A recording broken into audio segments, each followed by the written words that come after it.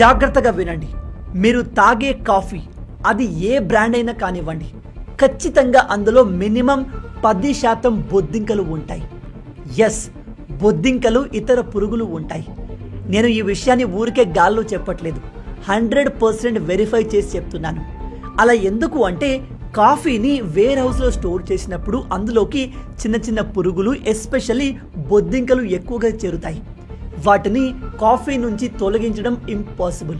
అందుకే American FDA, food and drug administration కాఫీలో 10% వరకు బొద్దింకల పౌడర్ ఉండొచ్చు అని అలో చేసింది. దీనివల్ల ఆరోగ్యానికి పెద్దగా హాని ఉండదు.